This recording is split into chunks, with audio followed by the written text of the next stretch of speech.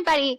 Welcome to Mind Boost. I'm your host, Britta Roper, and I'm so glad you're tuning in today. At Mind Boost, we know how vital mental health is to our joy, our relationships, our work, and our physical well-being. We're passionate about the professionals doing this life-changing work, whether they're grounded in traditional therapy models or leading innovation to expand access and impact. What unites them all is this deep commitment to healing. And here we love learning from them, celebrating their work, and doing our part to support their mission. I'm super excited for today's conversation. As I was connecting with individuals for this podcast, I found this woman, Justina Stich, who's with me today. She is the founder of River Rock Counseling. And even just when I found her profile and I saw that she was the founder of River Rock Counseling, just the name really resonated with me. I went to the website, which is gorgeous. She has beautiful imagery, which just matches her whole philosophy to mental health and resonated with me. And I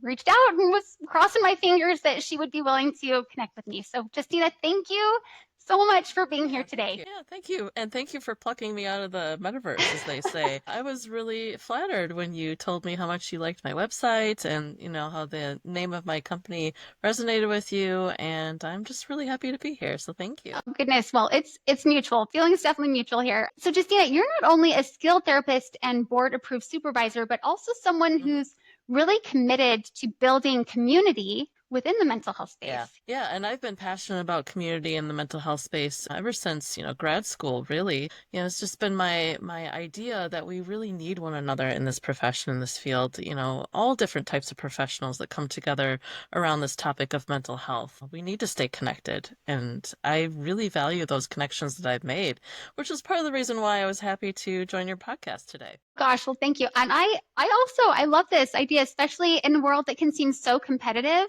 Instead of pushing away people who could be so helpful, that we could just be learning one from another, to be connecting instead and seeing, what can I offer you? What can you offer me? What can I learn from you? And vice versa. The episode today is called The Power of Patience: Why Slowing Down is Essential for Healing. And I don't think this could be more needed. Like, for clients, for clinicians, probably every single person who's living on this planet who is just living at this breakneck pace.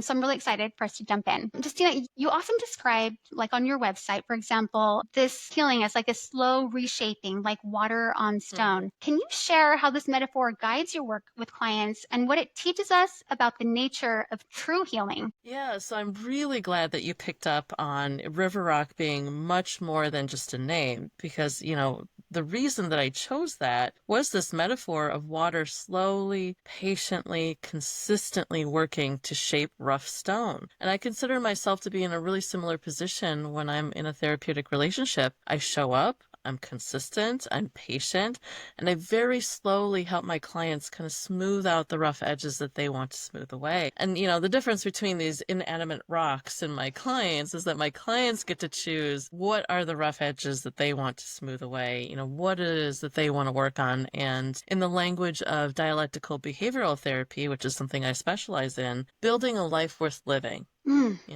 That's what we're working on together, is building something that they deem to be worthy of living their lives for. Oh my gosh, I love that. That really resonates with me. With so many of us just caught up in this like busyness, and then at the end of the day, it's like, what is it for? Why are we here? Yeah. Okay, in a world that rewards quick results and instant gratification, how do you help clients embrace this slower, more reflective pace in therapy? So us therapists, we love a good metaphor. We love to tell stories. So if you'll indulge me in a story. Yes, please. I'd love to tell you something that was part of the DBT training curriculum. So this story helps to illustrate the impact that environment might have on your ability to regulate your emotions. So the story starts with little Johnny. Little Johnny, his parents decide that they're going to throw a party at their house, right? So they invite aunts, uncles, cousins over to the house. Everyone's having a good time. There's good food, barbecue. The party starts to stretch out over a number of hours, and little Johnny and the rest of his cousins are kind of up past their bedtime, right?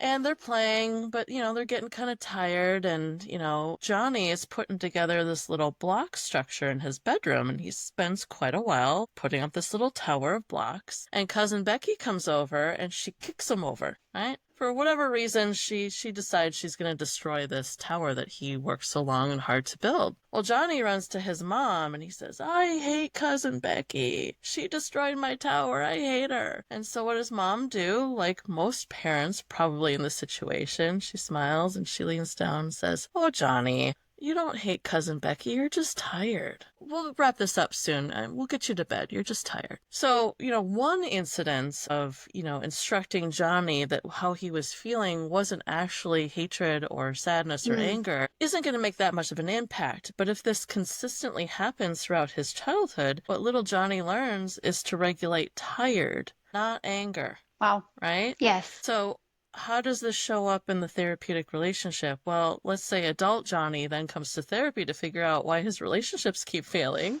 Well, after I spend some time with him and, hear these kinds of stories, hear these moments of invalidation, hear about the environment that he grew up in, I start to fit these pieces together, right? Yeah. And I start to figure out that, whenever Johnny is confronted with, let's say something unpleasant in a relationship, he shuts down. Maybe he takes lots of naps. Maybe he gets sleepy when he, is supposed to be having these important conversations with the people that he loves, and it frustrates them. Well, I'm not going to know that in one session of therapy. Yeah. Right? So it's through this storytelling and this relationship and this time together that we start to put these pieces together and we can figure out why he's having the problems that he's having. I'm just not able to do that so quickly. Gosh. Yeah. It takes time to get the pieces of the puzzle or, the whole picture, as it were. Wow. I love that. Yeah, absolutely. What misconceptions do people often bring into therapy about how quickly they should be getting better? And how do you gently, challenge those expectations?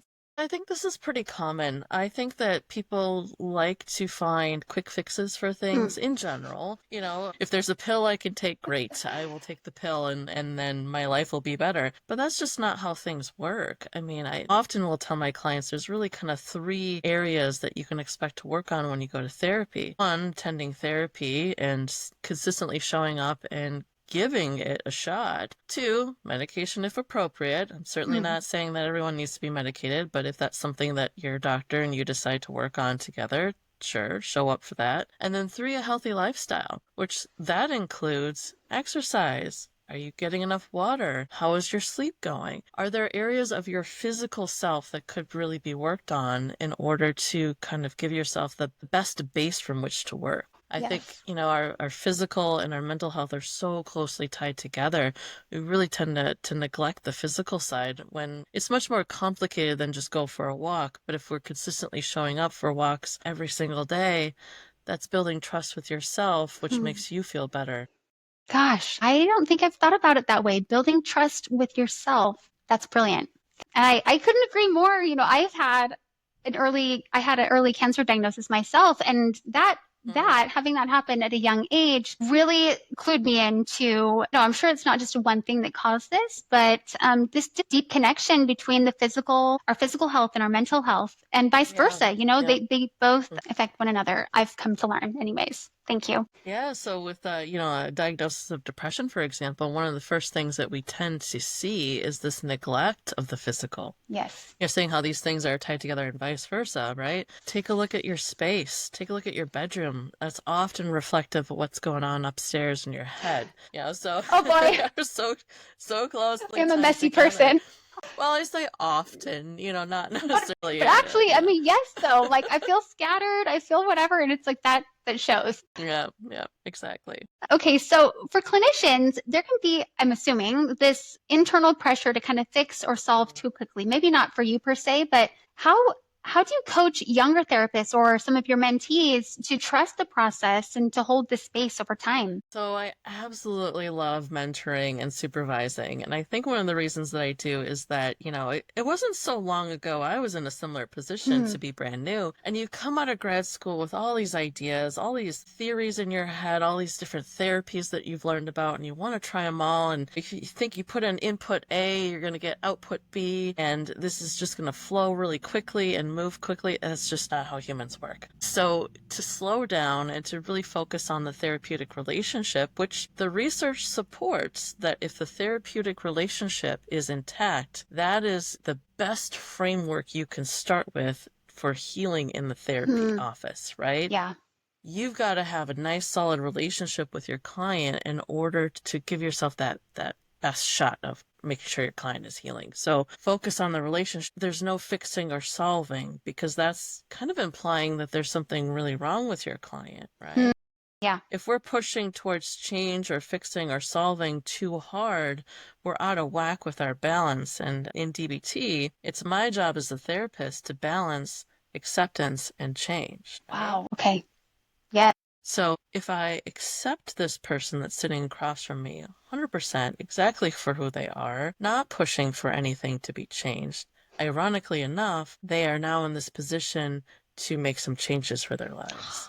Right? Gosh, that really gets me. Oh my goodness. And it's not just true for every, I guess you said that I thought about my children, honestly, just, how Mm-hmm. often I have this expectation that I'm putting on them instead of just appreciating what I'm seeing Yes. and just letting them be. Children are such wonderful little creatures of mindfulness. Hmm. Right? They really force you to be in the present moment. And mindfulness is something that's very near and dear to my heart. I do something called Mindfulness Monday. Every Monday on LinkedIn, I post something about mindfulness skills or something reflective of mindfulness. But, if your child is dragging itself throughout the morning and really slowing you down, you're trying to push out the door, push out the door, push out the door, well, maybe there's a reason why they're dragging a little bit, right? Maybe Yeah. they notice the flowers that are coming out of the sidewalk as you're Mm, walking toward the car. Or maybe they're appreciating the really yummy breakfast cereal that morning. So as you're saying, instead of pushing for change and getting your agenda met, maybe we allow for more time in the morning so that we can be a little bit more mindful of things like that. yes.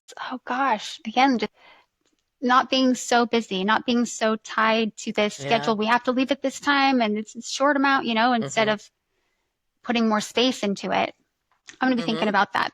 How does the That's therapeutic okay. relationship itself evolve when both the client and the therapist commit to showing up slowly and consistently without rushing the outcomes? I think something that my clients have learned about me is that I am very much my authentic self in the therapeutic room. I'm not necessarily sharing details about my life, but they know who I am. They know who I am as an authentic person in that office. So when I show up as my authentic self, hopefully I'm conveying the message that it's okay for them to be their authentic selves. And from there, we really start to see these kind of layers of the onion peel away to who we are at our core. And again, my job is to balance acceptance and change. They don't have to think about that, but I might be pushing for a little bit here, over here. I might be accepting a little bit over here, and they're in this position where they can decide for themselves, when am I going to make these changes? When am I going to push myself? And when is it okay for me to just be me? Oh, gosh, I love that.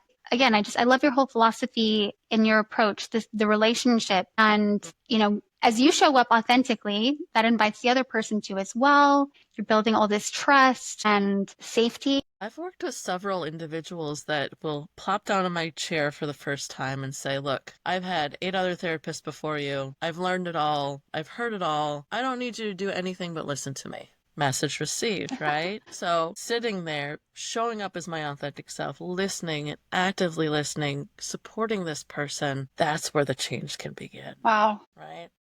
It's so beautiful. Showing If there's a listener feeling frustrated by the pace of their own healing journey, what would you want them to know about the deeper unseen work that might be and probably is happening underneath? I think that few of us have opportunities to really be in healthy, engaged relationships, right? To really be heard. And so when you show up and you're sitting in front of your therapist that doesn't want anything from you, doesn't have demands on you, is giving you freely of themselves in that time that you're spending together, in that hour that you have, not thinking about anything else, focusing directly on you. Gosh, can you imagine if everyone did that in our relationships outside of therapy, right? Yes.